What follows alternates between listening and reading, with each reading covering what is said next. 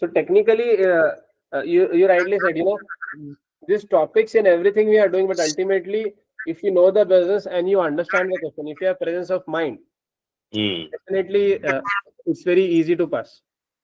I Yeah. will not say easy, it's very easy. You just need to be focused, and especially when you guys have experience, especially like in our batch, all of you are working.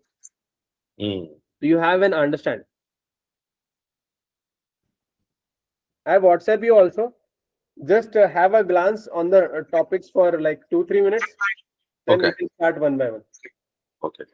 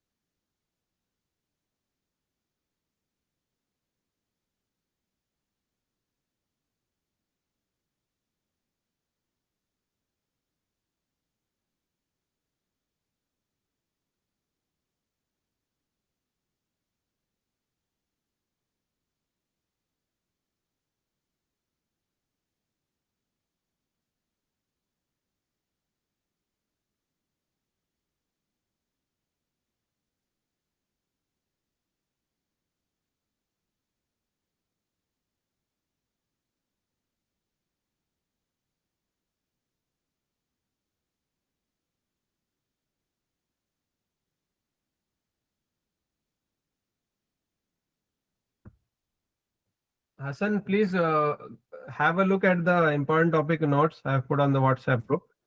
Then we'll start discussing one by one.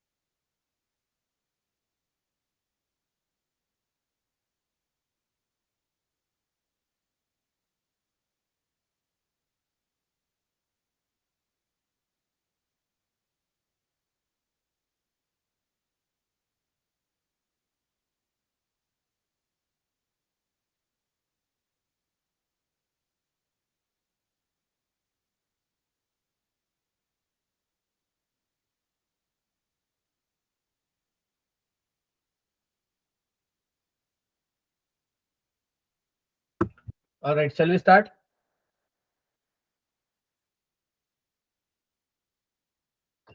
Okay.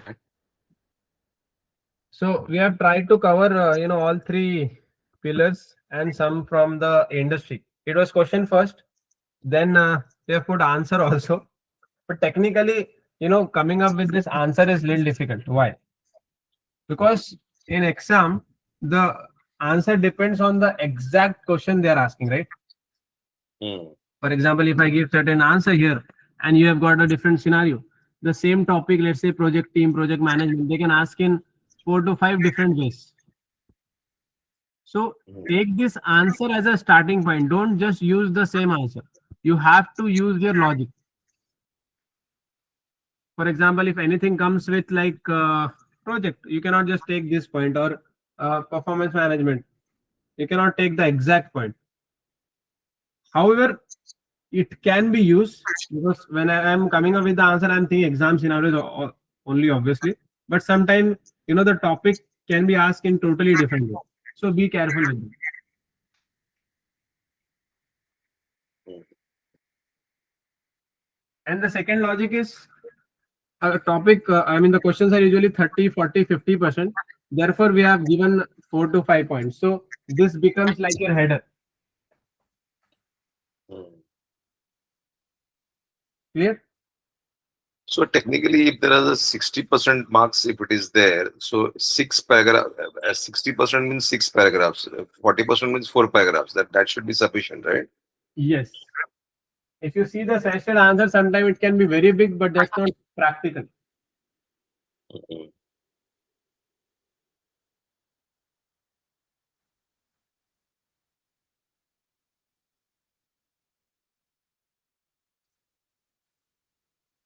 Make sure at least these topics are, by heart with you. I'm very confident. At least half of that, half of your exam question should be from that. Again, no guarantee. Therefore, we have done other topics also. Okay, but this is like your main thing. Keep it handy and master this topic.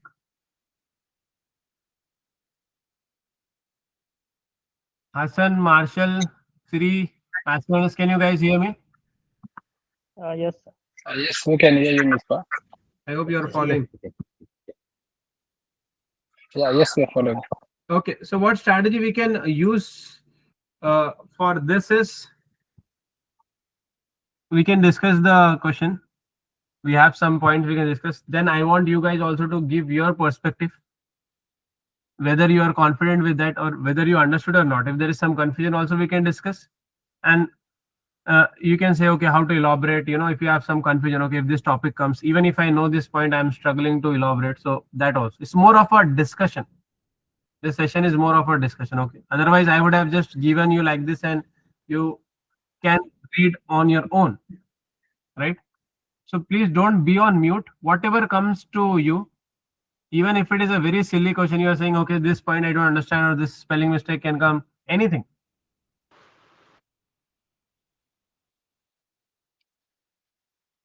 I hope that. Yeah, Mr. Mispa, one thing I want to add, as you mentioned that 30-40% will come from this topic and rest will like unseen and the very we have addressed. So what the thing, like if the question comes from business model, it remains business model, means you have to define 4 things: define value, capture value, deliver value. Right. So if it's come from the team management, then like storming, norming, forming, all these steps. If you remember these like headings, put it heading, then we can write easily 3-4 lines again or paragraph. Yes, If that's if like person didn't know what's the theme forming 4 heading, then I think it's difficult to come up with the headers or the headings. right. So that's a good point, Hassan. So first thing is, we have 3 pillars: E2, P2, F2, so many topics, so many things. I know that can be overwhelming for you, but at least try to learn and by heart this topic. That is my strong recommendation. Got it. I think it is possible. Yeah. And in the worst case, imagine you have done and 1 or 2 places you forget it. So you can write, let's say norming, storming, forming is there. You just put norming, storming. You forget the word forming. You can write something else similar to that. No problem. Yeah. But try to master it. Got it. Hello, Rakesh.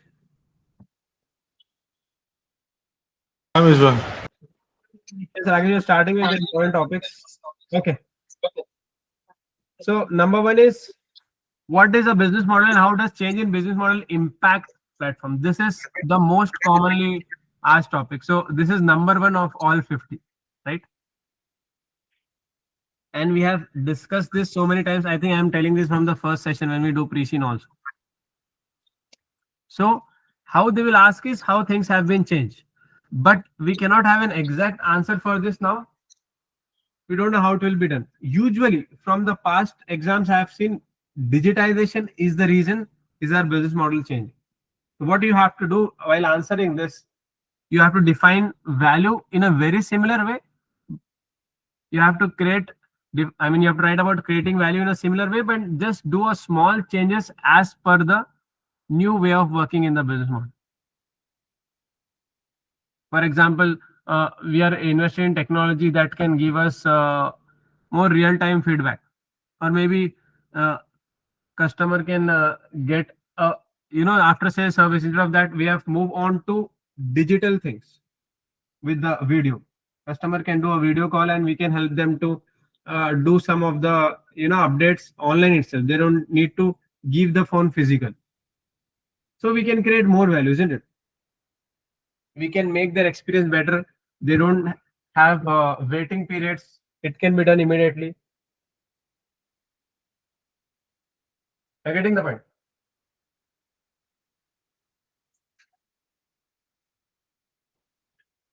So like this we can talk about.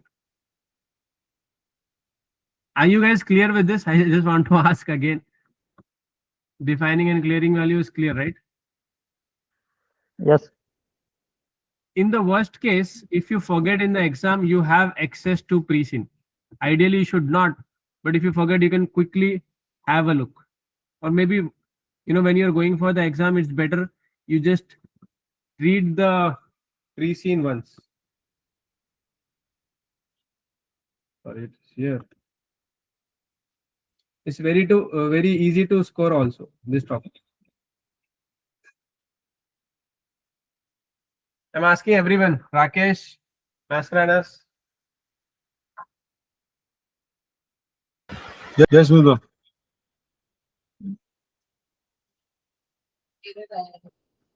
Okay. Now moving on to the second one is,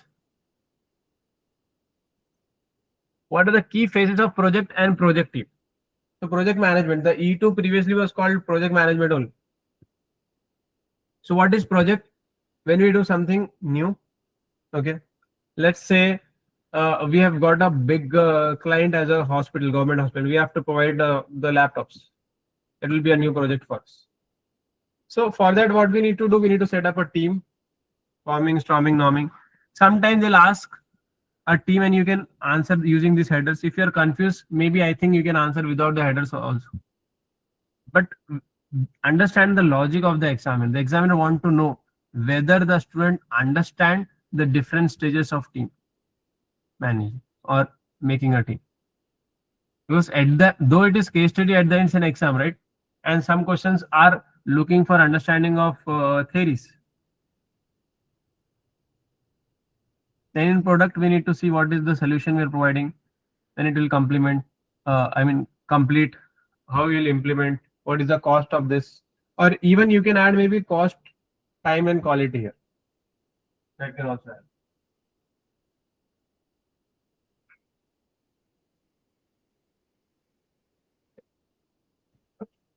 What else?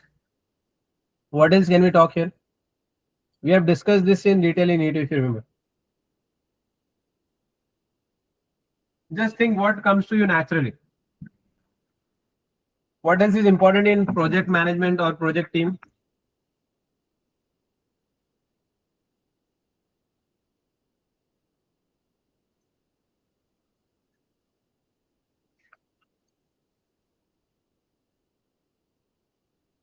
The other 3 points are important. Project is like normally it's cost, quality, and time, right? Yes. Time deadlines to be met, costs should be accounted for properly, and you're talking about the time required. Sometimes are we sacrificing, or rather we have to see what puts in first. Whether if you are going to compromise on the cost and maybe try to reduce cost and do work fast, save time, you may have a quality issue. So that core thing has to be decided in the project. Like we cannot compromise on the quality. So then those things have to be put in. That is some of the main things of the project completion, right? What is quality? So this answer is okay, but Yeah. when you're applying, this is generalized. So Yeah, what? quality. When you say quality, means like we are going to do a project based on, now supposing we are doing a new warehouse or a new product. So Okay. that is a project. So then we are going to align to our existing product or existing project to the new project in a similar fashion. So if we are maintaining a quality of a project today, then we are going to continue doing it for the newer project. So that will be our basis of standard of what quality we need to keep. If we are following a TQM system, or if you are following quality principles, quality management principles, the Quality. same has to be applied. Right. So that is what I'm talking about, quality.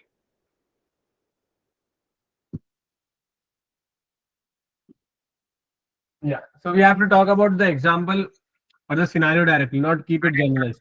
Yeah, it has to be based on the scenario. So it depends on in what context they are asking the question, like project of what. If you look at our business model, what is quality? We give them good products. It should have some life. It's not like we have given them some something from like a waste. It should not like a waste product. Hmm. And we have to do a little bit of polishing. It should look also decent, feel also decent. So it is discounted, or people, phone is something which people carry with them all the time. Phone, laptop is visible. They should not be ashamed to share that with others. Hmm. And again, quality tested. It's a approved product, basically. Yes, basic softwares and everything should be there.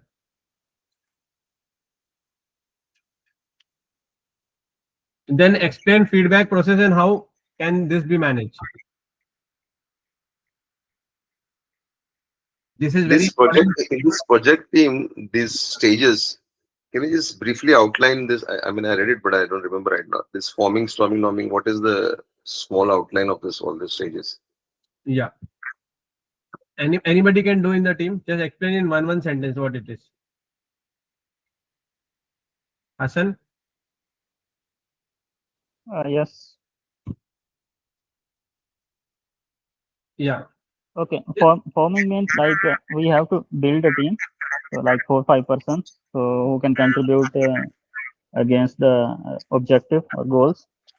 And storming is like a second stage.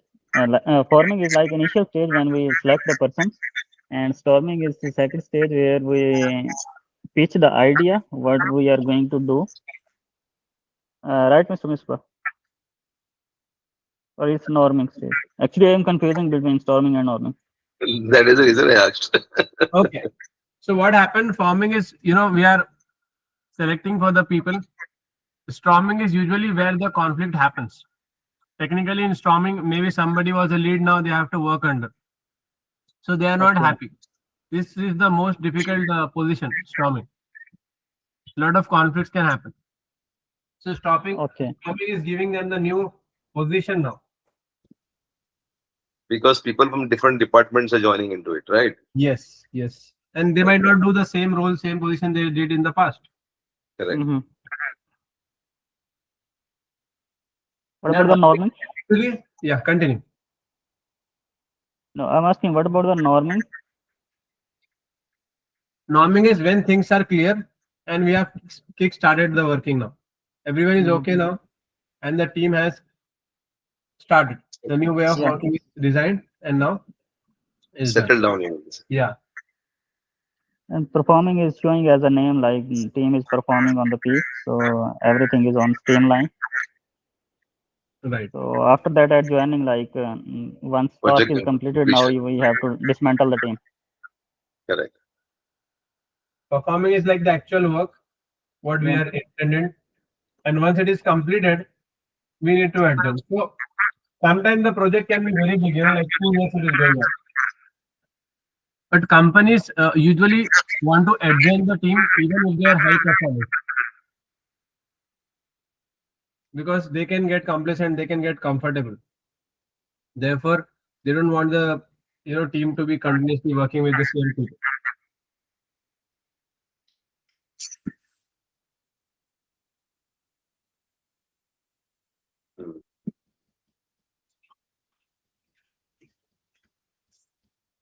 I hope it's clear.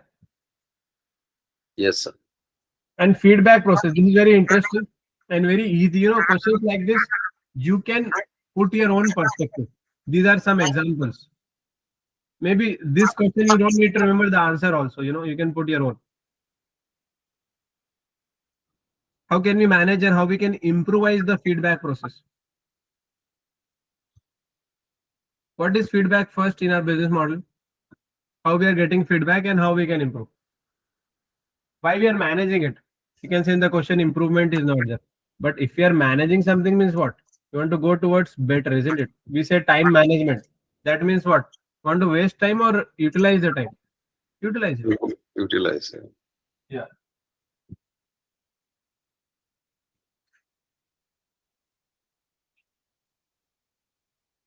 Some points are there. You can read through it. Listening. Feedback may be positive or negative. The process techniques should include the following steps. Yeah. But give your own point. For now, how we are taking feedback? Through reviews. In our website, usually people go and give the reviews.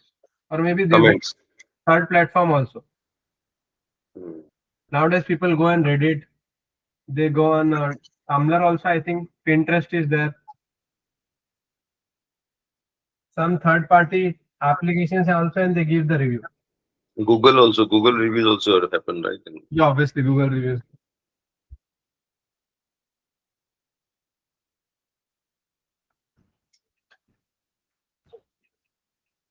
In our case, in Ressett, it is mostly online only because we are having an online platform, correct? Definitely.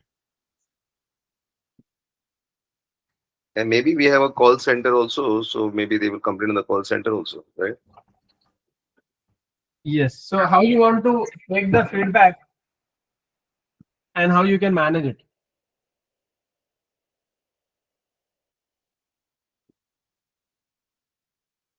Others also. Rakesh, very silent. Siri.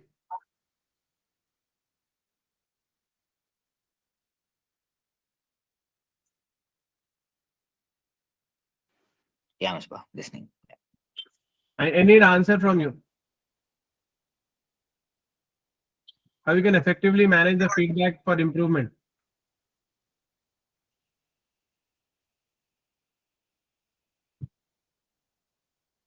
Feedback to feed forward, we can say. If you're getting feedback on certain things, make a KPI, give it as a target to the team. Isn't it? We can say total quality management. We can link to that. We'll never get satisfied with what we are doing. If you're getting 4-star, try to get 4.5. If you're getting 4.5, try to get 5-star. See why people are having issues. Is it due to the logistic partner? Is it due to the service of a website? Is it due to lack of information, or our communication is not good? The way we are writing about the product, the description is not good.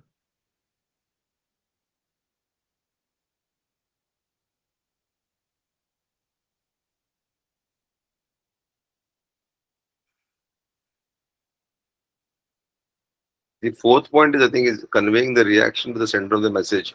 How you react to the negative comment also is very important, right? Yes. On LinkedIn, if you see Facebook, especially LinkedIn, because most of the professionals are there, they tag the companies, even if there is a small.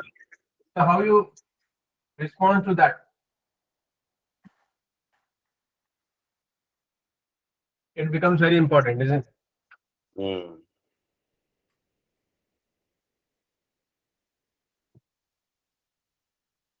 Technically, if you want to grow, we need to have proper management of those feedbacks.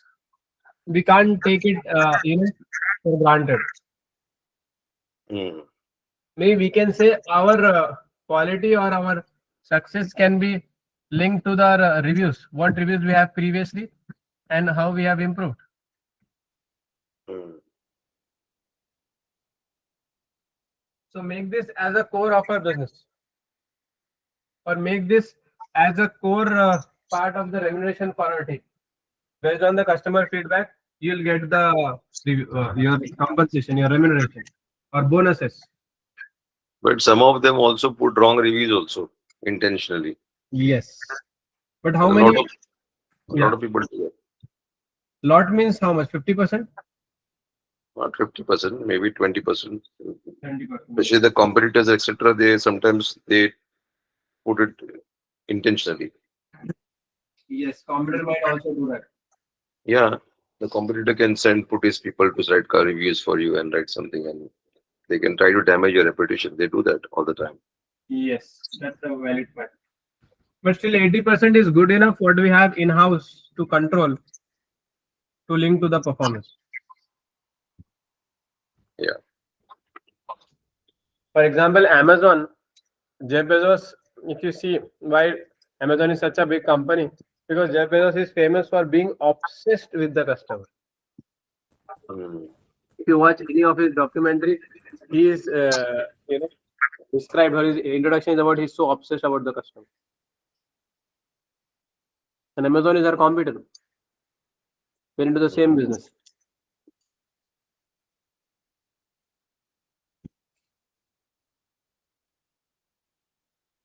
Okay, next one.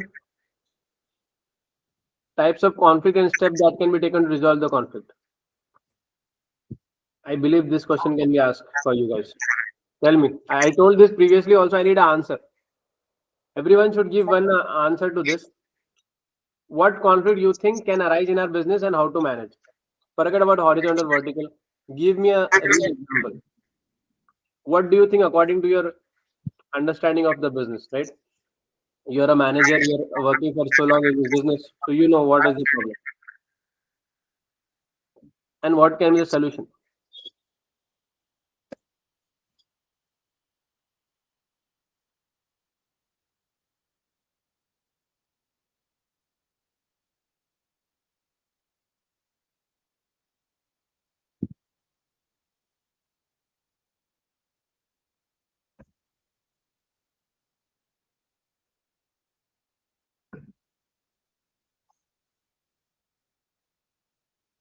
I hope you guys are reading the pre-scene regularly. By now, it should be done in 12 to 15 minutes maximum. You can finish it. If you keep reading these things, be on the top of your head.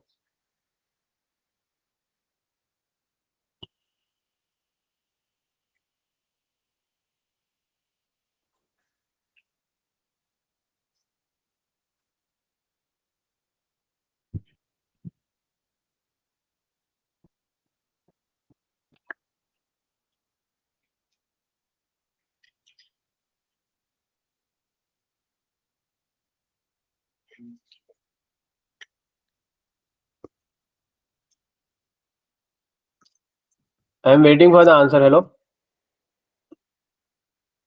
It's very simple question.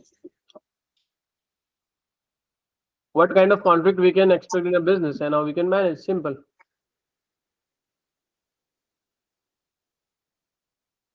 The conflicts can arise out of a lot of things. Conflicts can arise out of communication. When a person communicates from one department, like we have 4 departments, from Right. the buying to the inventory department or the sales department, what they communicate, if it is not understood properly, there can be a conflict around it about the miscommunication. Very good point. So we can One have some sales department too. say to the buying department, for example, or inventory department. Yes. And I think we discussed one question also regarding this last time. So inventory department and sales, very good point. and how you can manage that conflict? You'll have to manage the conflict by uh, going to the core of the issue and uh, addressing what is the main point of conflict, and that has to be addressed. What is the reason of the conflict? So there has to be a conflict resolution to be taken in the understanding of why this conflict actually happened. Is it a misunderstanding? Is it that they haven't understood the communicated process, or is there a process oriented, or it is task oriented? So that conflict will have to be resolved. Right. Is it like methods used to figure out the conflicts, or how is it to solve the conflicts, or how is it like quality circles and So brainstorming first is sessions? to understand what type of conflict can arise. Okay. For example, if certain department is getting overwhelmed, like our success depends on buying mostly. Selling other companies are also doing, but how we buy in bulk. So they have more pressure. There can be conflict for them between the sales team. For them, buying department versus the IT department.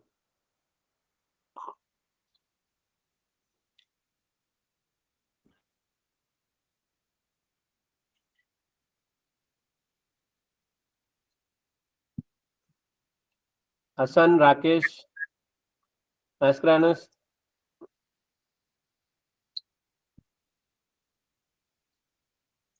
You should get these points automatic in your mind. Marshall, any business has conflict, right? You might have seen conflict happening in your own business as well, Misbah. Yes, in your own Misbah. company. Yes, Marshall. Yeah, I think the most common type of conflict we have is mainly horizontal conflicts normally. Like that is interdepartmental conflicts. Normally it can arise mainly because you can have issues to do with sharing of resources. For example, in the case of Ressett, we have one case in which we had the inventory team and also the repair team. Okay, so in that case, when there's an overlap in the role in which one team is playing, okay, then conflicts are inevitable. In that case, maybe one team might say, no, much of our time is being spent on the work of another team, while the other team will be saying, no, you are supposed to help us. Okay. So in that particular case, okay, another technique which may need to be which you can look at is actually just finding common ground. Because at the end of the day, the different teams of different departments they are working for the common good of the organization, not of as a whole, not only for the good of just themselves. Okay. So, for example, in cases whereby we have the inventory, the repair team, okay, when they are a bit not fully occupied, they can support these other teams. But you know, in an organization, even if some people have idle capacity, they may not be willing to support other teams because they will be deemed to be like not putting much effort, or it appears like the other team which is requesting for support is doing more, and these guys with excess capacity are not doing less. So to manage that impression, they may also not support the other team. Okay, which is number one. Then another common conflict we have is between normally the sales team and the finance team also. You know, if when it comes to issues to do with with credit terms. Okay, for example, one client has not settled an obligation on time, they want to place another order, then on the finance side of things we can say no, the account has been put on credit hold until when the customer pays. But then the sales team will be saying, because we need business, we still need to sell, we still need to retain this customer, notwithstanding that they have not paid on time. Still, we need to unlock the account, or to open the account, and then we can invoice the client. Okay, this is another way we can have this horizontal conflicts. Okay, again, the main is again also it comes to do it zeroes in on communication. You say every team must know where it starts and where it ends. And in case whereby they are overstepping, that should also be stated out to say, no, you are supposed to start here and then you end here. Then from here, this is the purview of the finance. Then finance have to clarify to say what are the steps in case there's an additional approval that is required, for example, for a new order to be released if a client has noted, customer has noted paid. Okay, then that has to be communicated effectively and it has to be known by both parties. Like Got or it. both teams or both departments. Your voice is not very clear, Marshall. I got the point. Your voice is not very clear. Okay. Maybe something wrong with my. I'm using my headphone, I got my the point. earphones. Yeah. So some areas, especially conflict can arise from buying department, and buying an inventory team is a very important thing here, because a lot of things depend on buying how they are doing and inventory team how they are managing them. Apart from that, other conflict can be regarding the budget. There is an echo. Hello? Yeah, it's better now. It can be regarding the budgets between the departments. Is it from your side, Sanjay? Spray. Hello? Yeah, hello. I couldn't hear you. What you were saying, Mr. No, I can hear my voice back from your side. No. It just Okay, thank you. Yeah, so it can be from it for the budget also. Other reason can be budget. We have to find out, what can be the reason in our business. In general, if I say budget, system integration can be there. Then it can be with us and the customers, but will not say that is a conflict, that is a responsibility if there is any issue with the refund. What are the reasons for the conflict? It can be communication, or how we can solve. If you want, you can write these points also. Lack of communication, no clear roles. In Ressett, we have not defined our roles clearly for our employees. Then skill and experience gap. Let's say to save cost, we have hired a lot of young guys and we have less experienced guys. So experienced guys might be overwhelmed. They have to train them also, and they have to do their work plus help them to do their work correctly. Right? That's what happen in the companies. If one resource is gone, they might not hire. They want to save cost.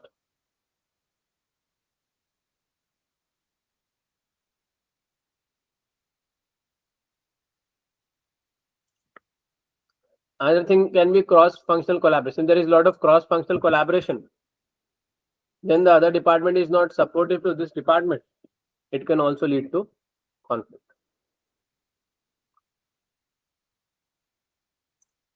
Does that make sense?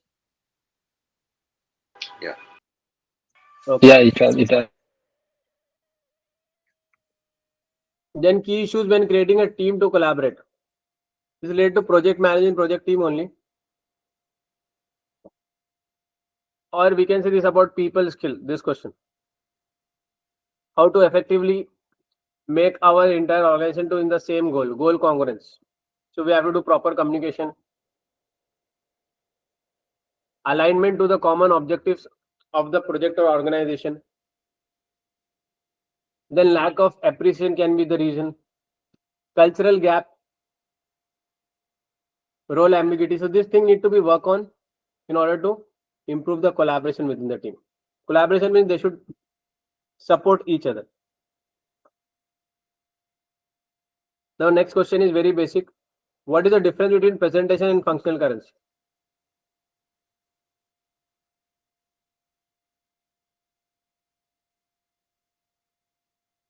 In our case, as from the pre-scene, it should be very similar.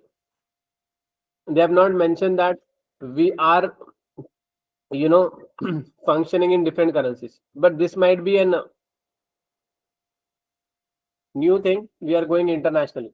But I believe as an e-commerce platform, we can do internationally because other competitors are doing. Yeah, this is a question in one of their mock basically. They are saying that they are expanding to Hopeland, one of the another country. So Okay. there internationally, this story comes in there. What are the different risks when you go international? Currency risk, representation risk, and all this stuff. Right. This is an important topic. It was not given directly in the pre-scene, but they can create a scenario. Yeah, they have created a scenario in one of the mock exam. They're saying that what if we are expanding to, we are buying a warehouse, a facility in a different country like Hopeland, which is like 8 hours from Lamland. Okay. Then how do you deal with that? It's Right. addressing these points what you have put here. So presentation is where we are reporting. For us, it's Lamland. And functional currency can be new country like it's S land, B land, C land, Hopeland. Hopeland, like that. Both are important for us. We have to manage the currency risk arising from that, and also to make sure that our ratios, everything is well maintained. Because the banks and the finance provider in Lamland, our home country, they will look at the key ratios. That ratios can be affected. That is our presentation currency. Like for CIMA, if you see, their presentation currency is pound. But do they have functional currency? No, they don't have any functional currency. They take in pound itself. But Amazon, if you see, Amazon, what they are doing, the renewed, they have different functional currency. In India, it's rupees. In Dubai, it's dirham, like that. Yeah. Amazon is having in different country, different currency. Here, these people, CIMA is taking everything in pounds and makes it expensive for us in Indian rupees here. That is a way of managing their risk. Because if they take in rupees and rupees is going down, Yeah. they will be at loss. Plus, they are also passing on the transaction cost to the students. But it will work because it's not for profit. They don't have like a lot of transaction happening, and they are not finance, right? They have to cover the expenses. But imagine if it is a profit oriented business and somehow and they say Amazon, pay us only in US dollar, then people won't compete. They'll go to the competitors. As a business, you have to make life easier for the country. Like now in India, they've integrated UPI most of the places. But if you compare that to UK and US market, we have to put our credit card details and save it. UPI is even safer than the card. You don't have to give card details. So all of these things matter. Okay. Then next, impact of new capital investment acquisition on IFRS 10 and IFRS 30. Let's say we are acquiring a new business. Remember one mock we did in that we wanted to go offline. Something similar can happen. So what's the background here? Assume Ressett is considering acquisition of a local business that has an operating model similar to us. As a result, multiple options of this investment are being considered. With this, the following implications are generally applicable and the appropriate recognition that is suggested must be finalized based on the details provided. Okay. What is IFRS 10 talking about? A parent can consolidate subsidiary if it control exists. Technically, if you are having a controlling ownership. IFRS talks about consolidation financial statement, which includes the statement of P&L, financial position, cash. Technically, they might ask, we are trying to acquire and how we can report. So in that, you have to talk about the details about IFRS 10. That's it. You don't need to actually do any accounting. That's not required. But under which IFRS it comes in and all you can talk about. IFRS 13 can also come in. To be honest, probability of this is rare. But we wanted to, put this into important topics because we need from F2. Otherwise, the two important we have already discussed, IAS 37 and IFRS 15. That also is there later on. So IFRS 13, if you look here, fair value experiment, define fair value as the price that would be received to sell an asset or paid to transfer a liability in order transactions between market participant at the measurement. When measuring fair value, entity use assumption that market participant would use when pricing the asset or the liability under current market conditions. We have the liability like after sales service and all. Technically, how we can come up with the pricing? So you can say as per IFRS 13, we have to consider the market price. Now imagine that we go for a listing, or we can even make it more simpler. What will be the advantage and disadvantage if we become a listed business? Now we want to go in Hopeland, we want to go big, right? So what we need? We need money to expand, isn't it? And where we can get in? We can get in by getting listed from a stock exchange. So what are the top advantage and disadvantage of being a listed company? Easy access to fund. Yeah. Disadvantages, lots of compliances. Right. Plus, you get to the experts for technological help. It's all kind of help you'll get when you're listed. Right. And principal agent conflict will be there if it's listed. Discipline also will be there because you are answerable to shareholders. So Right. every decision will be taken with utmost good care. And what are the disadvantages? The company is liable to take over bids.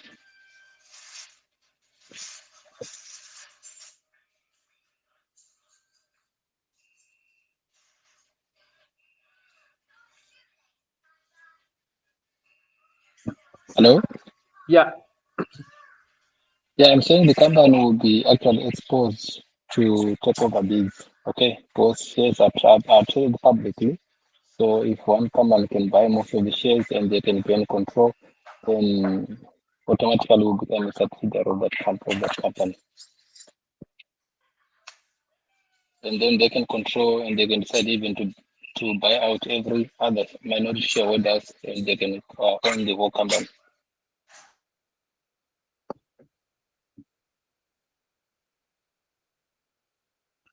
Right. So what is the recommendation? Do you guys think we should go for a listing or not? You have to give, very explicit, very exclusive point, not generalize. These are also correct, but consider which is very specific to the business. For example, you can say if you are listed, we cannot give this 90% dividend. Can we? Very difficult.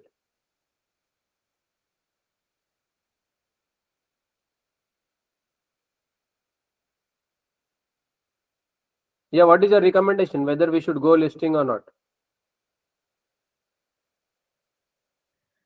Yeah, I think we should go for the listing because we have more exposure to the market, and definitely the new opportunities will come, and it will be easy to collect the capital from the market.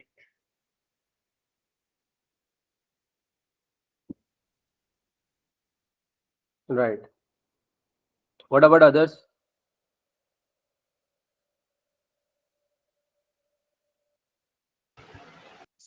I also recommend Ressett should get listed. Reason behind because of their presence for a long time, plus their market expertise, and third that the 90% what they're currently giving that will get again reduced. So that will help to that reduction will help in for new investment avenues for Ressett expansion.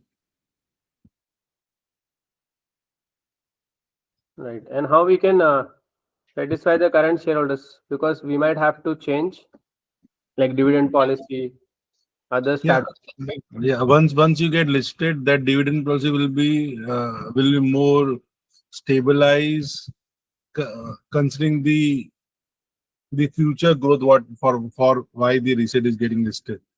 Otherwise, if we give most of the retained earning to shareholders as a dividend, then the company always means they will have nothing rather than just they have to just focus for their stability rather than for any expansion growth.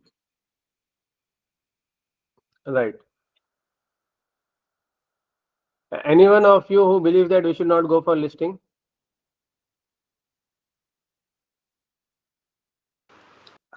I mean, personally, I would say they should go for listing. But if you want to argument's sake, if you say let's keep it to existing, we also have advantages by keeping to the existing business what we are in. Why? Because traditionally we are in the business for the last 40 years, and we are still doing a stable income. Our growth has been pretty good every year. Our sales is growing by 3%.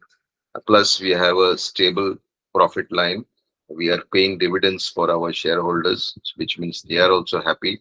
So, looking at the market size and being very two main competitors in the market, we are still pretty well in the on the right track. So, why would I, if I am a shareholder, want to support changing into a going into a listed company? If I don't have a vision and I'm happy with what I'm getting, that could be the arguments to keep as it is.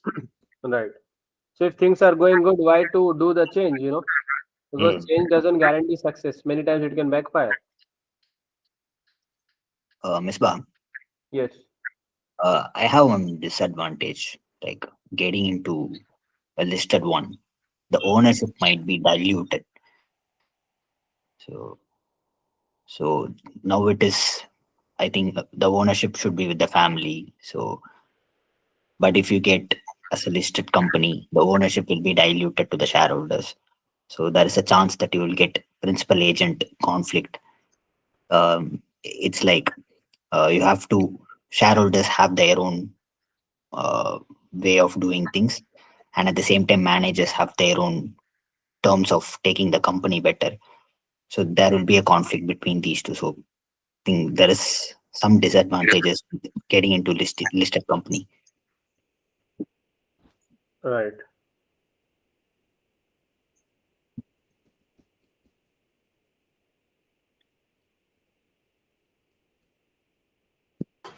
This was just adding on few things here. When you say again, this is depend upon the statistical decision taken at the higher leadership team. What kind of vision they have. If if they feel that this current position is good, then they will not plan for a listing. But again, the current position will have an impact. One of the example is Tupperware. They are doing good. The products were good, but unfortunately, what happened? They did not innovate, and currently they're out of the market, right? But if you want to be stay alive, then they need to think of innovation plus new expansion, and for that, the fund is required, and the listing is one of the cheapest option to get funding. Correct. Yeah, and any big companies, if you see globally, they all are listed. And listing has its own advantage because once you're listed means again you are a reputed company basically. Then your shareholders who are there, whether they stick around with you when your earnings are going up, they sell their shares, they cash out, they buy whenever they want to come more shares. It keeps going on basically. So technically what happens is that your shares are traded and your shareholders, if they see okay your financials are doing well every year, they may buy in more, they may cash in somebody, so that goes well and your company grows because now your growth is not stagnated. You have a lot of opportunities for growth because your capital comes huge basically if it's a successful launch.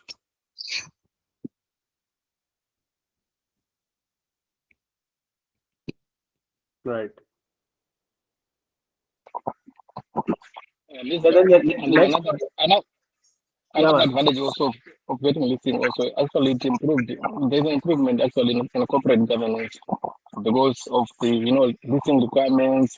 They also requirements as regards the boards, the composition, the type of committees. Some of these committees, if a private limited company, we can decide maybe to have a risk committee, remuneration committee. We can decide on what it's optional to have or not to have. But if we go listed, these more like become like mandatory, committees that we need to have, and which also lead to an improvement in governance. For example, the risk committee is very key. The remuneration committee, it is also very key in the modern day way of doing business. Right, different Yeah, committees governance are wise. in. Makes sense. Yeah. Right. Now, moving on to the next one is sources of finance. This is very easy question and commonly asked. What I would recommend you guys is, have your answer ready. The only thing is, it will change about the funds, how much fund we need. So you can tailor it a little bit, but around 80% answer can be ready. So what are the sources of finance we have currently? We are not listed. So first thing is what? Retained earnings we have. What is our retained earnings? What is the exact number we have?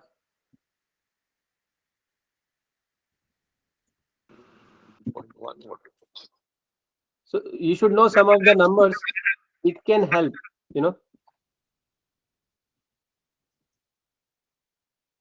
This our return 21.1 million. 27. 21.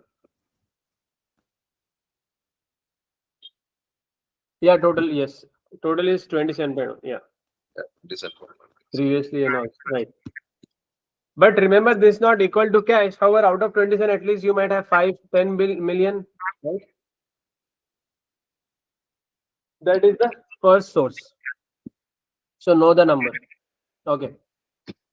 Next can be sale of asset. Usually, if the question comes for 60%, we might have to give different options. And being unlisted, we might not have that, share issue and everything. So sale of asset can be there. If you have some obsolete asset and some factory, not factory, technically warehouse or other assets, which is not very useful for the business, we can sell it. In fact, if you have something which is useful also, we can sell and lease back. Right? What else can be done?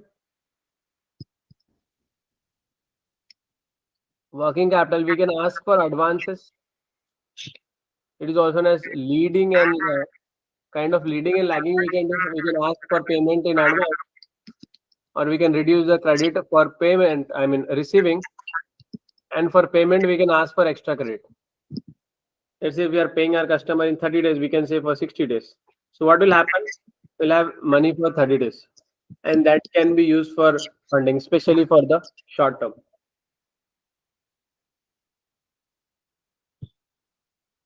We can have an RCF, rolling cash. What is it? Revolving credit facility. Revolving credit facility. Then we will term loans.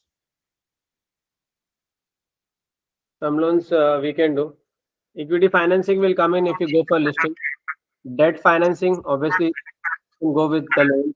Bonds and debentures, especially bonds, can come in once we go for listing. But Misbah, bonds will come if you are not listed also, right? That's not marketable. Yeah.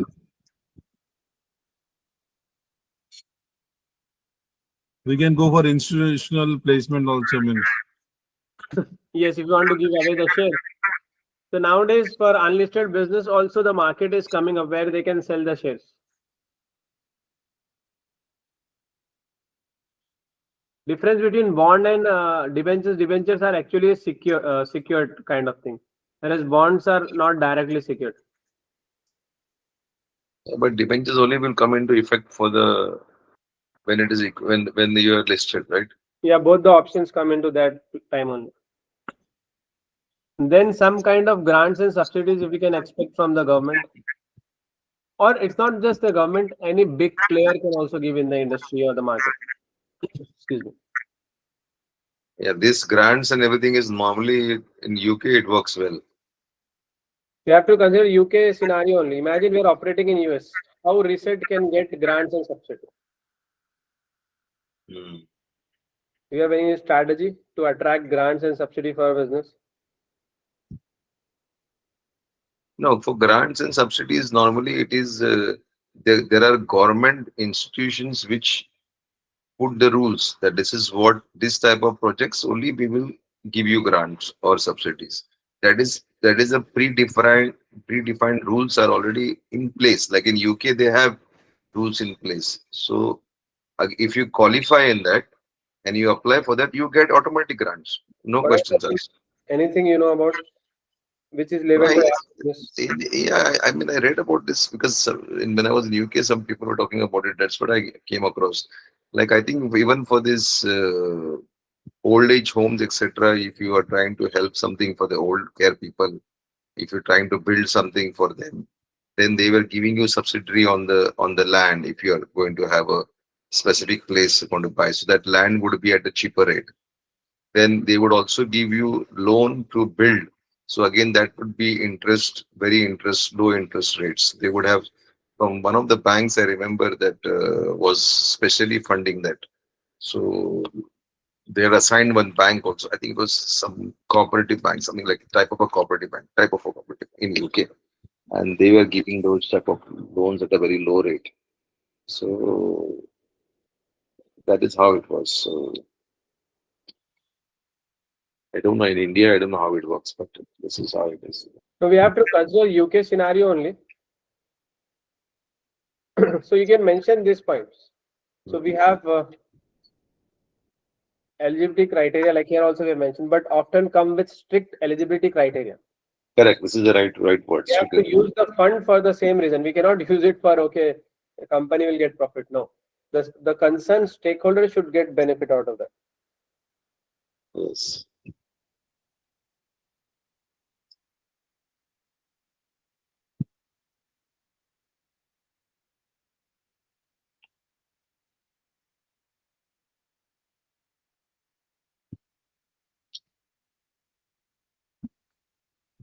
Then leasing in, buying everything is leased out.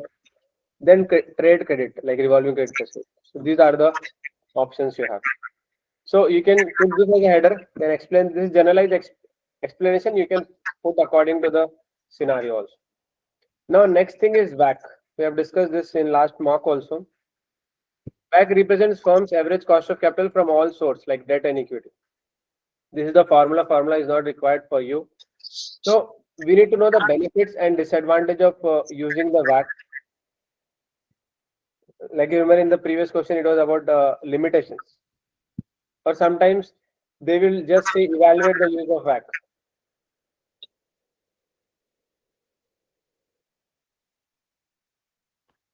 So what are the benefits?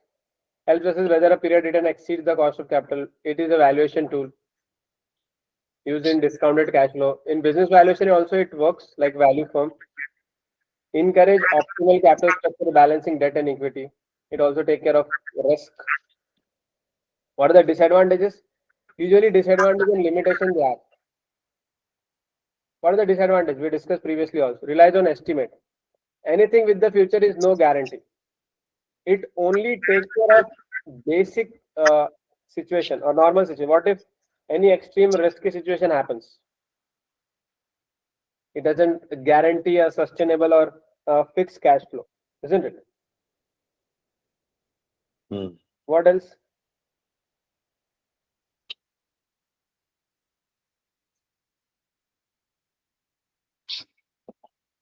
It doesn't account the risks of different types of risks which are involved, basically.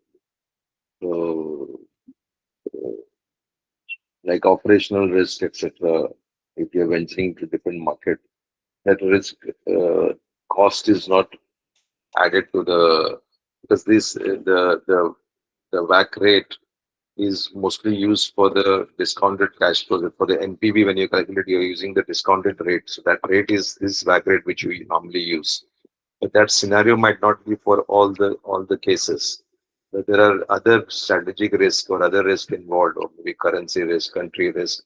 Those risks should be factored to account for that. So that does not get factored. So then this becomes ineffective too.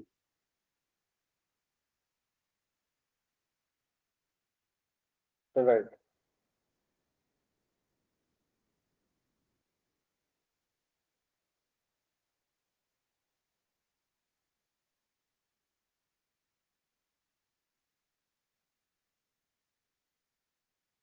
Okay, next is impact of additional funding on key metrics such as interest cover and gearing ratio. So if we do funding, sometimes they'll link this question how it affects the business model, the key ratios which stakeholders are interested.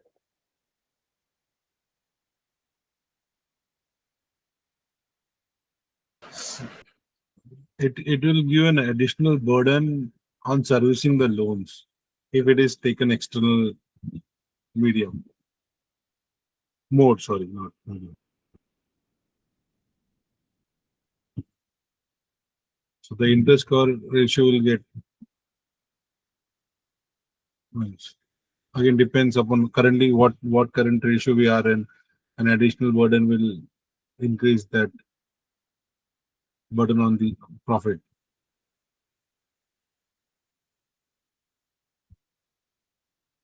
All right.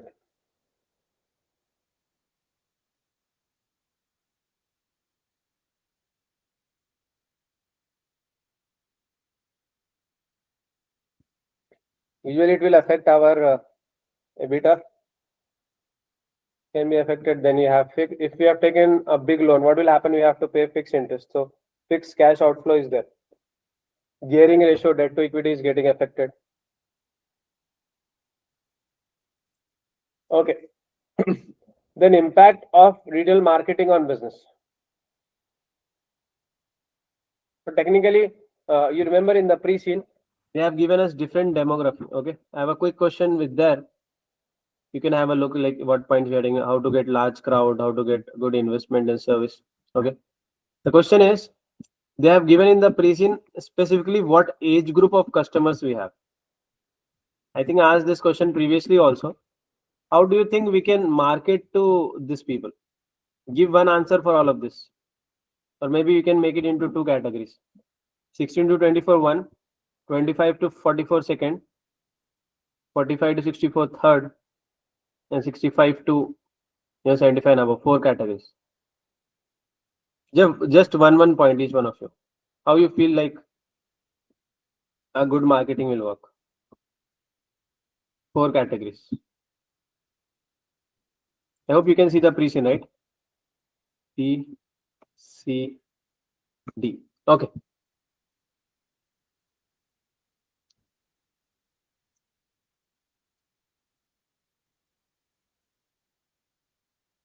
Whatever comes to your mind, what do you feel is logical?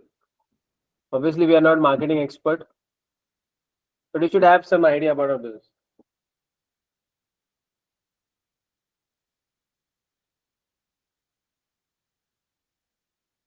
Misbah, can you come again? Siri, I'm asking, we have categorized our customers into these four categories A, B, C, D. What are the best marketing strategies we can use?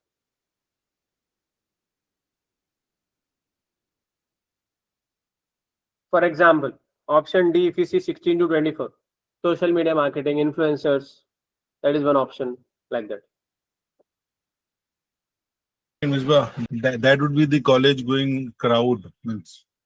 So we can have discounts, attracting tie up with the institution. Right. The quantity is more here, but the buying capacity is less. So student pricing we can do. Newer and latest models which will be appealing for the younger generation. Right. They are not very concerned about utility. They want to go with the trend. Yes.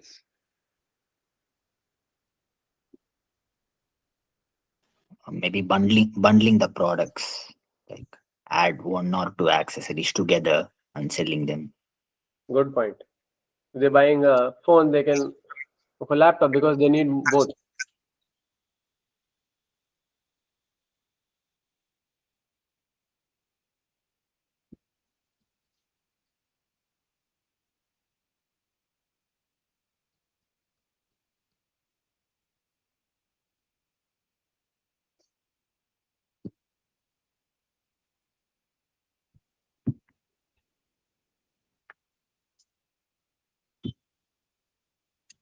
What else?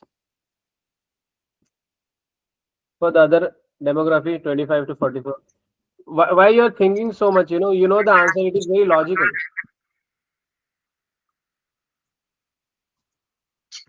Don't overthink. Think about ourselves. What kind of things influence? You can say, for people maybe in their 30s, they need more of review. They trust their friends and colleagues more than advertisement. Advocacy works, isn't it? Hello? Yes, Miss Ba. Think about the other category also. 45 to 64. These are usually senior executives. I think for them, the senior executives, the marketing will be, they would not mind paying higher costs because for them, the affordability is there. Their senior positions for them, maybe a strong, robust models will be more appealing. Experience matters to them. Appearance matter to them. Status symbols matter to them. Maybe they would prefer to carry the latest one because status is there for them. They will not be heavy users, but status symbols really matters. So, And they need more trust, transparency, because these type of the people, if we promise and we don't deliver, they'll put a legal case. They can sue us, yes, yes, not yes. maybe the students and all. Yeah. They'll pay, but their expectation is also higher. Yeah, and their expectations have to be met because they are serious people, basically. Right. And what about the last category, 65 and above? I think whatever works, works. Is let it keep on working. That's what people think. What is work? Right. Maybe traditional newspapers, magazines. Because still a lot of people like to read the physical newspapers, Yeah. and they might not want something which is very trendy. They need something for utility. And this is the time when people might be going to the retirement age. They are on fixed income like pension or dividends, so they don't have that higher paying capacity, or maybe EMI options. Something similar to students will work. The EMI option. Students may be trendy. Here it's more about utility. Free repair. Mostly they may not want to go for changes a lot. If they are comfortable with certain model, they would prefer that model to work for them till they are there, because for them adaptability is a issue. If they are used to certain mouse, certain windows, certain this, they would prefer to keep to that. So adaptability is a big challenge for them. Right. They don't embrace change, right? It's uncomfortable. Yes. It's uncomfortable. Yes. At that time, it's more uncomfortable. Yeah. Because they have to learn, right? They have to again new learn. At that age, they don't want to learn something new. They're adamant. They want it in this manner and that manner only. I'm just talking from practical experience of my mother. Right, right. That's true.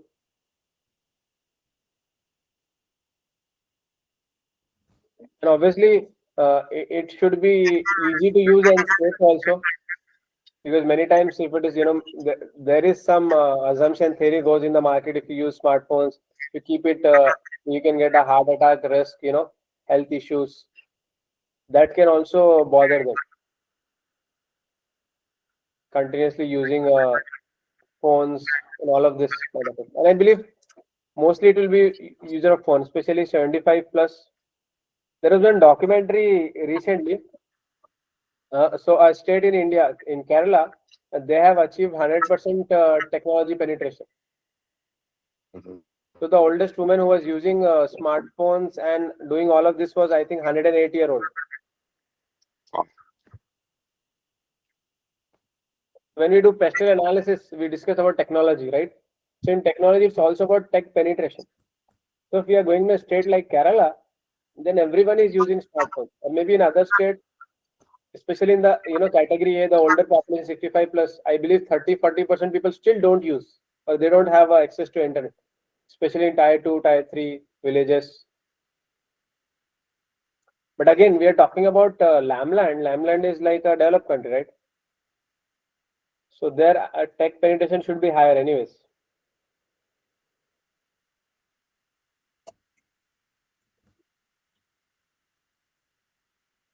Anything else we can use for marketing? So whatever the points are, it should be ready. In exam, you will not have time to think. Within 5 minutes, you have to start writing. In 5 to 7 minutes, you have to read the question, understand the question, come up with the answers. Don't overthink. Overthink will waste your time. Don't wait for a perfect, point to cross your mind.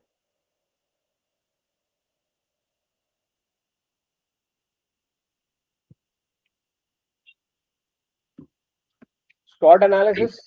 Have you guys done the SWOT?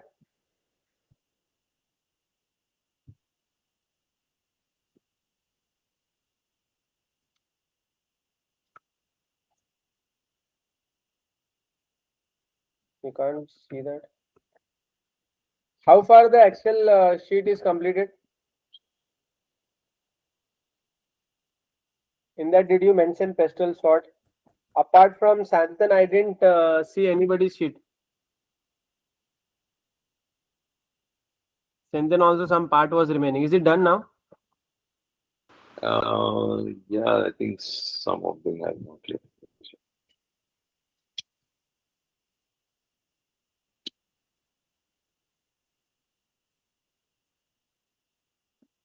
What about Sri, Rakesh, Marshall, Hassan? That should be your notes, Please, maybe you can put this important topics also as one of the tab. Trust me, if you have that note, it will be so easy to revise. All points can be on the top of your mind.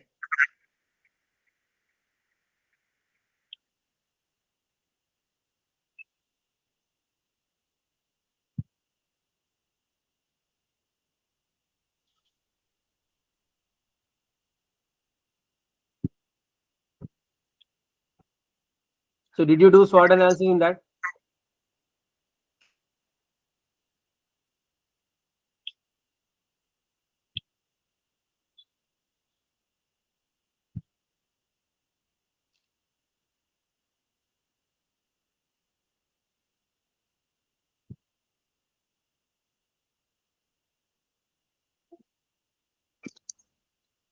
Please don't call everyone. Hassan,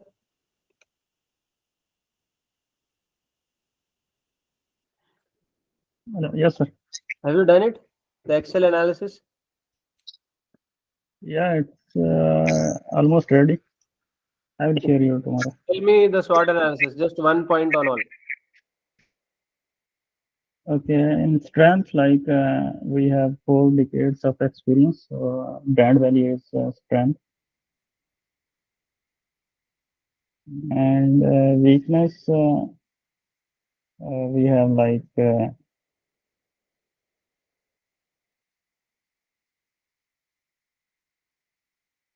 we are not a listed company, or we can say that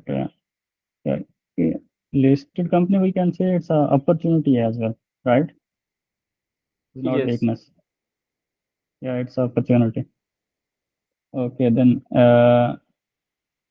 in weakness we can say some like softwares for that data removal, or make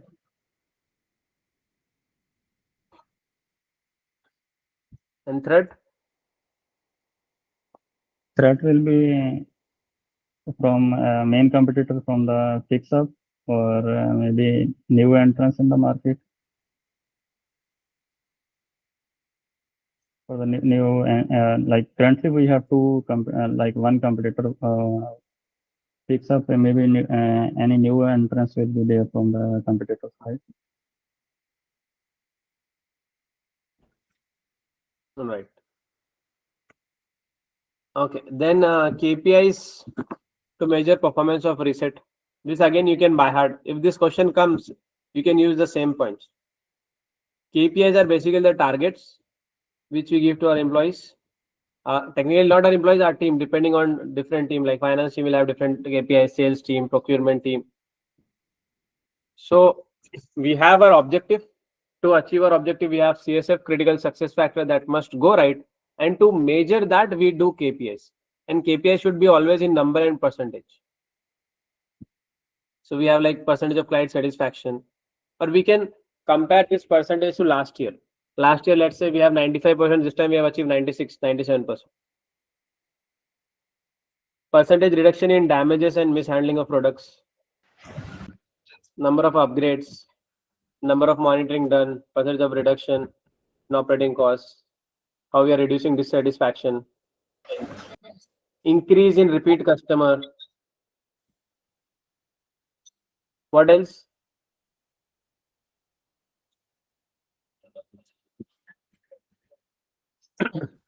If you know this already, you don't have to, remember these points. It will come automatic.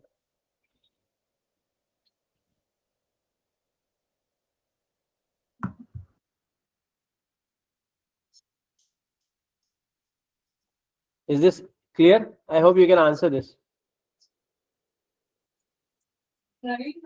Now, advantage and disadvantage of target costing. We discuss this in detail in P2. We have some points, but I want to know from you guys quickly.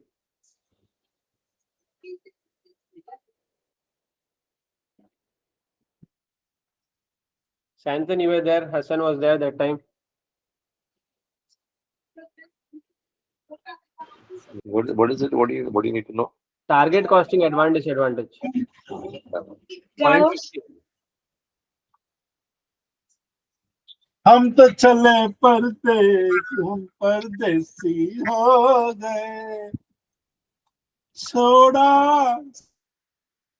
Some background sound was there. Sorry. Yeah.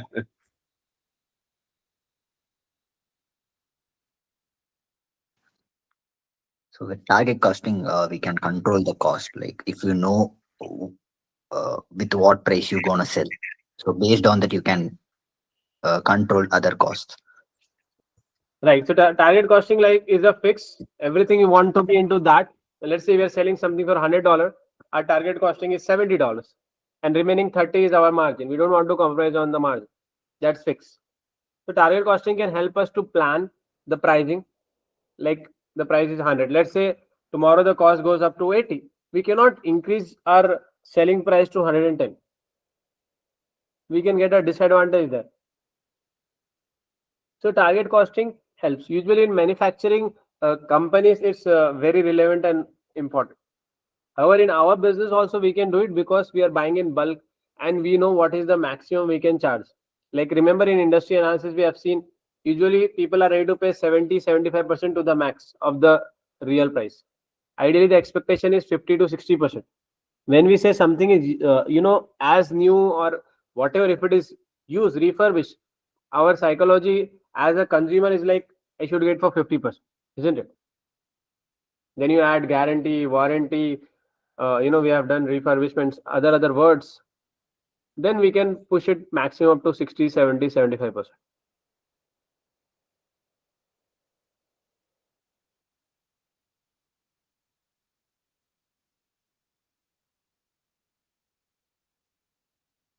Right?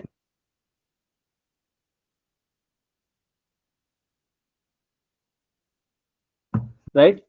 What can be the disadvantages? Cost pressure.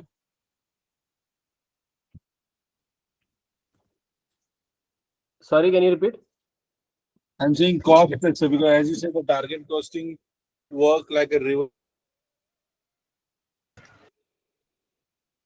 Sometimes some cost for what you estimated, if that doesn't go in that line, then we have a profit. We have a strain on the profit. Compromise the profit, or we have to compromise the quality. Yeah. That can be a problem. So that in turn that will impact the reputation of the company. So Right. there is a chance of reputational risk. Especially we are not manufacturing anything, so in Ressett this can be even a bigger challenge.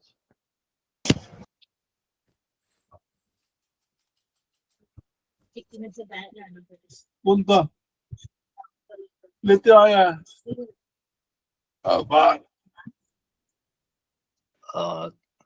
And we Yeah. have to do a lot of market research. Can that be a difficulty in assessing what could be the expected price that we can fix on, and what could be the expected profit margin that we have to take? So would that be a difficulty in target costing? Possible. Hmm. To come up with that exact number can be a challenge. So when you're explaining, just give the points which you understand completely. Don't give the header in the exam and we can struggle to explain. If it is simple point and you're able to explain, just do it. Don't go for trendy words if you're struggling to explain. Okay, number 16, how to handle negotiation with university and government regulated bodies. So we might have Sorry, this one. yeah. You can, I think maybe at the time I didn't change. You can explain to me just the main basics of this target costing. I'm forgetting, just to refresh my mind. Like Marshall, so target costing is we want everything that we are spending to be under a certain number, certain percentage. For example, if you are selling something for $100 and your target is like we need to have 30% margin, then your cost should be in $70. Now doesn't matter how you manage. Maximum you can spend is $70 because you have said 30% is my margin. 30% will do the margin and $100 I am selling it. So your selling price is fixed, your margin is fixed. Now in remaining, you have to manage. And the best example for this is FMCG companies. They know that it's very competitive in pricing. They know what the competitors are pricing. They want to keep a same pricing or maybe 5% lesser than that. Your selling price is fixed. At the same time, you don't want to compromise on the margins. Margins are fixed. Now what you have to do is in that 70%, 65%, whatever you have come up with, you have to manage every cost. Maybe we might have to compromise on the quality or raw material sometimes, or we have to do economies of scale by manufacturing in bulk. Doesn't matter what you do, our cost is fixed. But in this case, yeah, who determines the price?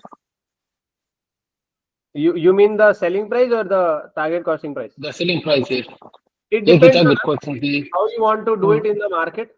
You want to sell it as a luxury product, maybe you can be flexible. Usually if you're selling as a cost leader product, then target costing is more effective because you cannot increase the price. The price is set by the competitors, the industry. Let's say you're selling a shampoo, and if you know the other brands how much they are selling, we might have to keep a closer price to that. Otherwise we lose the business, we lose the market share.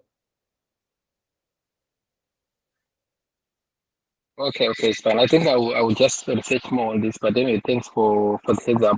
I was wondering because we our company has so many like what call it subsidiaries that are also into FMCG. I've seen in most cases they more like have that static margin, and they always want to make sure that they preserve those margins. So I think that is also a typical case of this target costing, right? Kind of.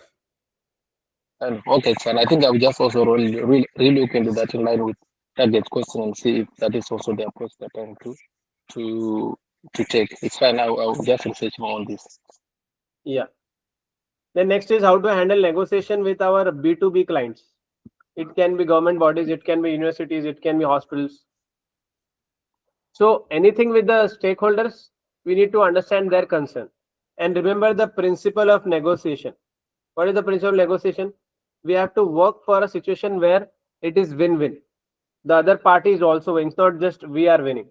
Because if they win, then it is successful negotiation.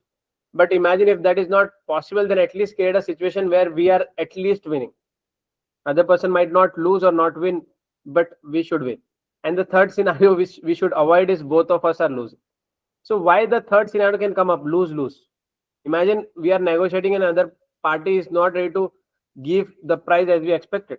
But it's better to compromise on the margin that time than losing the deal, isn't it? Otherwise, we'll also lose the smaller margin that was expecting, and the other party will also lose the deal. So lose-lose situation should be avoided. First, win-win, then win-lose, or win-not-win, then lose-lose to be avoided. The next is benefits of leveraging digital era. Technology, how we can leverage. Especially our business is completely online. So we can do mobile and we can work with the mobile and internet penetration, technically work with the companies. If you see globally, I think in India is also, developing countries also coming up, but if you see in Europe especially, because Europe scenario we have to consider, even US is similar, the mobile phones are being sold by the telecom companies. You buy a network and you are locked to that network for 2 years, 3 years. You pay some lump sum amount now and you can own the new iPhone 70, right? And that is making accessible. So now what has happened? The manufacturer like iPhone, Apple, then this companies is in telecom services, then the finance provider, all three of them are working together. And this is creating win-win situation. The mobile phones are getting sold, then the data, these telecom companies are getting fixed consumer, and usually they make it mandatory to buy the expensive package. Then the finance provider, the insurance companies, they're also getting business, and as a consumer they're also getting the new phones or new product. Just they have to pay a very lump sum amount, maybe 5%, 10% of the product, or many times they can return their old phone and get a new one, and they just have to do the monthly payment, monthly subscription. That's it.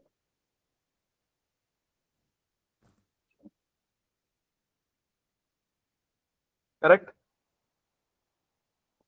So something like this, I don't know if it is possible for the used one or as new one, but partnership can help.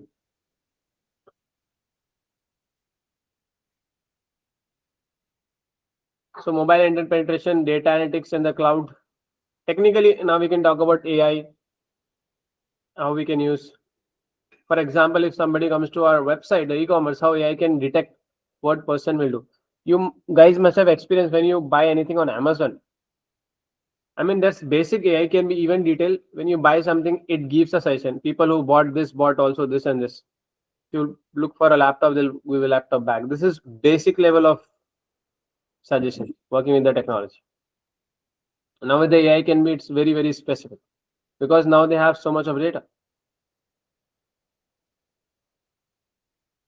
Then lease versus buy decision. What can the lease versus buy decision in our case?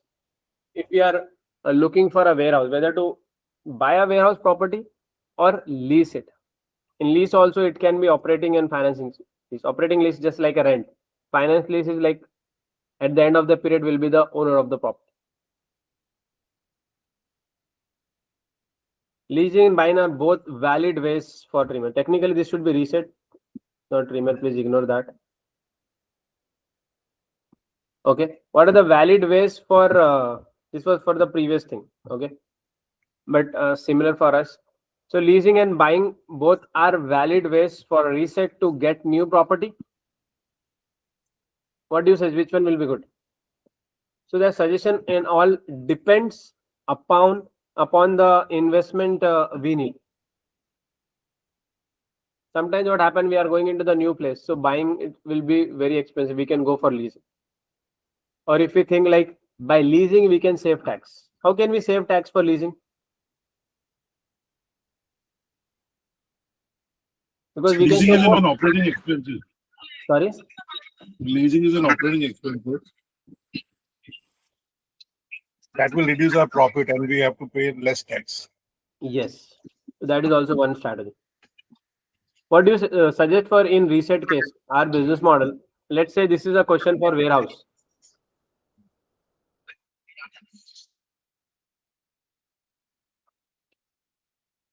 It depends on what size of the warehouse we're talking about. If we're talking about a very expensive warehouse, then definitely leasing model. If it is a cheaper size warehouse,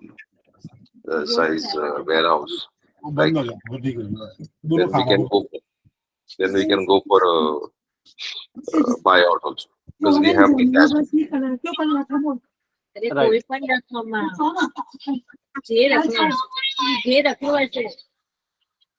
So it depends on the cost and how long we need, and Yeah. what are the terms and conditions, which city it is. Because for buying, we might have to again take a loan. If you don't have that much money, why do take a loan? Rather go for leasing.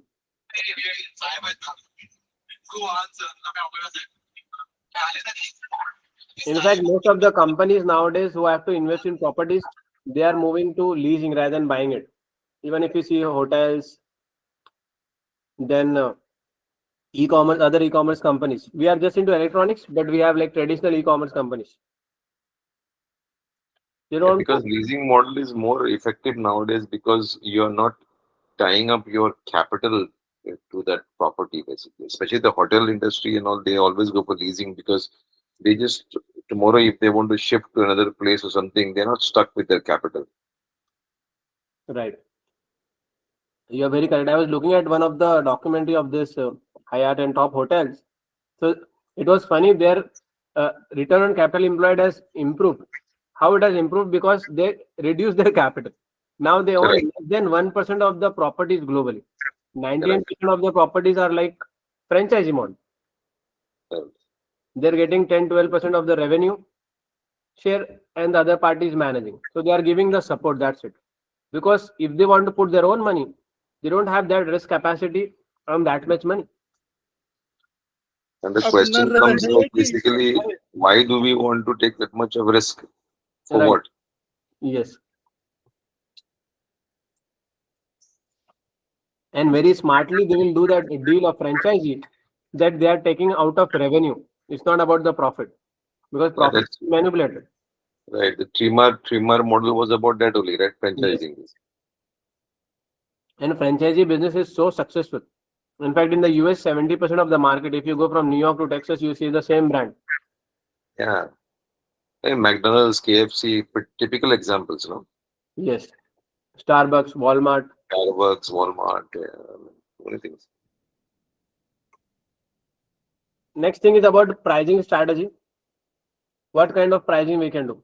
Traditionally, it can be margin cost plus pricing, or we can even say penetration pricing or price skimming. Penetration is we start with the cheaper models, then increase, or premium pricing is there is a rarity in the market, or we have a first mover advantage, then we can do premium pricing. Like iPhone 17 now it's expensive, but next year it will reduce in 5-6 months.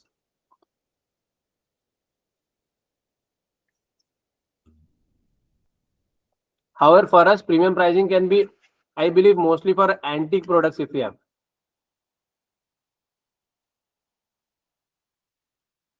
Premium pricing, we can call for niche product, Right. antique plus niche, right? Otherwise, we have to stick to cost leader. But again, even cost leader, let's say the same and exact product is being sold by our competitor. Now, how we want to price? We'll never do it exactly same. Maybe we can keep 5% more or 5% less. How to decide whether it should be 5% more or less?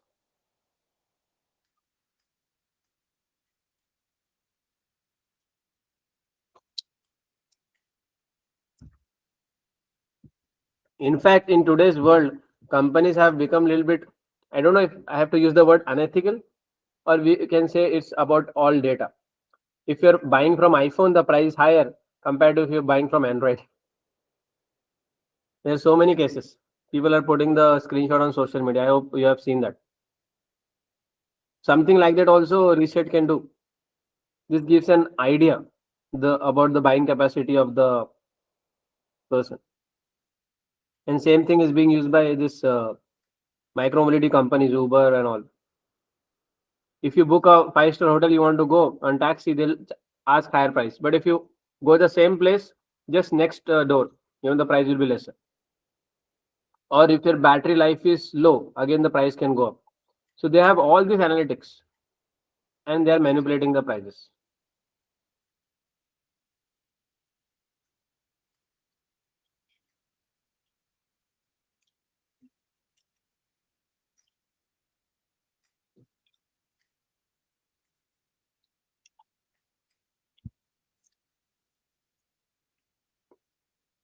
But it can have ethical concern. So please have a read on this market-based pricing and all. Next is the risk of international expansion. 2020, I think is combined only. The risk of international expansion and sale and leaseback. Sale and leaseback is the same thing. So we have put the same number here. Risk of international expansion. What are the risks? Compliance, regulation, credit risk, political risk. Then your intellectual property is usually for that geography. That risk is there.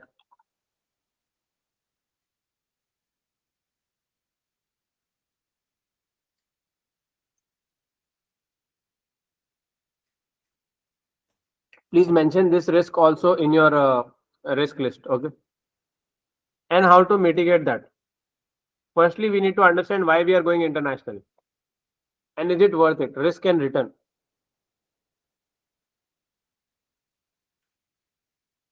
If you talk about Ressett being listed, why we are listing? To get access finance. And why we want to get finance? Because when we want to go globally, isn't it? So the only option we have is to get listed and go abroad. Otherwise, don't get listed and just maintain this position.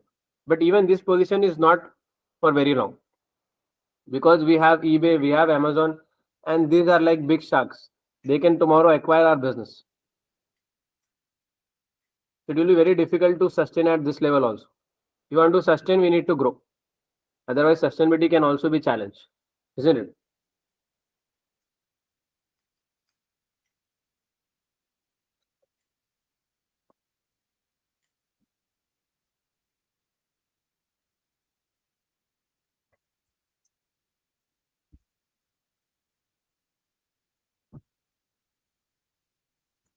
This is just an extension of sale and leaseback financing option.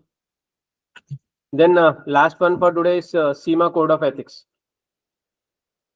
This is commonly asked and easier to answer. What is integrity? Integrity is being honest, truthful.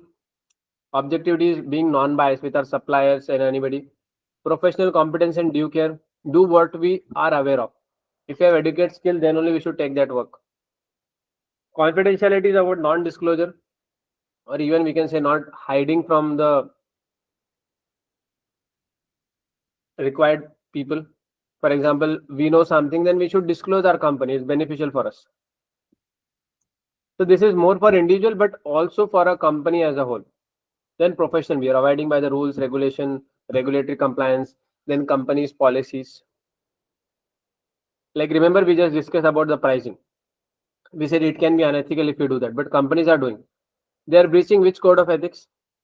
If you do pricing like that, we are overanalyzing individual. We are looking at their buying capacity, and that happens if you see in Dubai and London. The pricing of some products is so purposely kept high, almost double or triple also, just because people can afford that.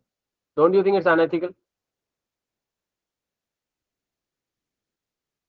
So which ethics is being compromised there? Which principle is being compromised?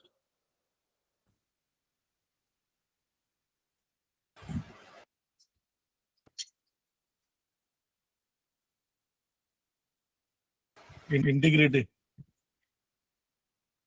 Yes, integrity is there, and also we are Professional not behavior. professional behavior. Yes.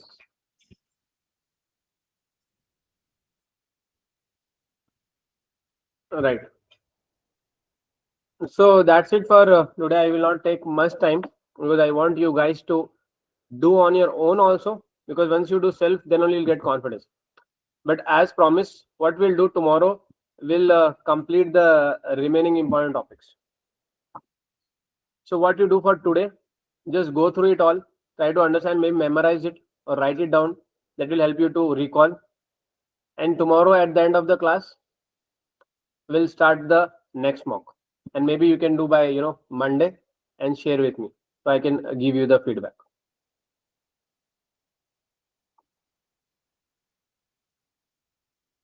Is that okay?